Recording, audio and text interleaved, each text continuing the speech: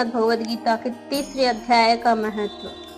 श्री नारायण जी बोले, हे लक्ष्मी, एक शूद्र महामूर्ख अकेला ही एक वन में रहता था।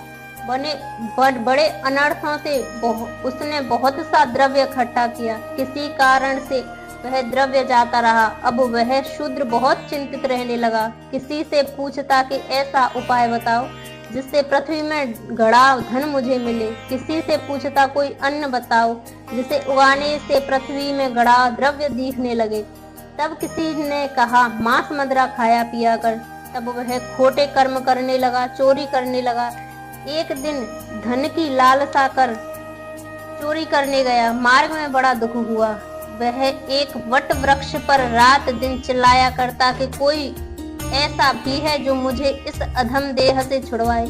कुछ समय बाद शूद्र की स्त्री से पुत्र जन्मा। जब उसका पुत्र बड़ा हुआ तो एक दिन अपनी माता से उसने पूछा, मेरा पिता क्या व्यापार करता था और देहांत किस प्रकार हुआ। तब उसकी माता ने कहा, बेटा, तेरे पिता के पास बहुत द्रव्य था, वह सब यूं ही जाता रहा। वह धन के चले जाने से बहुत चिंतित रहने लगे। एक दिन धन की लालसा से चोरी करने गया, परंतु मार्ग में चोरों ने उसे मार डाला। तब बेटे ने कहा, हे माता, उसकी गति कराई थी। माता ने कहा, नहीं कराई। बेटे ने पूछा, हे माता, उसकी गति करानी चाहिए। माँ ने कहा, अच्छी बात है।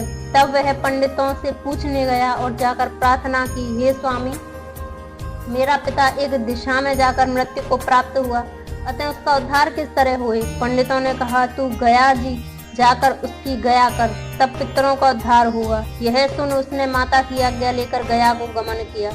प्रयागराज का दर्शन स्नान करके आगे चला। रास्ते में एक वृक्ष के नीचे बैठ गया। वहां उसको बड़ा भय प्राप्त हुआ। यह वृक्ष वही था जहां उसका पिता कृत योनि को प्राप्त हुआ था। उसी जगह चोरों ने उसको मारा था। तब उस बालक ने अपना गुरु मंत्र पढ़ा। उसका एक और नियम था, वह एक अध्याय श्री गीता जी का भी नित्य पाठ किया करता था। उस दिन उसने श्री गीता जी के 3रे अध्याय का पाठ उस वृक्ष के तले बैठकर किया।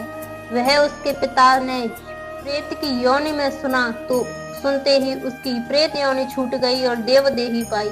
स्वर्ग से विमान आए और वह विमान पर चढ़कर पुत्र के सामने आए और आशीर्वाद देकर कहा, हे पुत्र, मैं तेरा पिता हूँ जो मरकर प्रेत हुआ था। तेरे इस पाठ से करने से मेरी देवदेही हुई है। अब मेरा उद्धार हुआ है और तेरी कृपा से मैं स्वर्ग को जाता हूँ। अब तू गया जी को अपनी खुशी से जा। इतना सुनकर पुत्र ने कहा, हे पिताजी, कुछ और आज्ञा करो जो मैं आपकी सेवा करूं।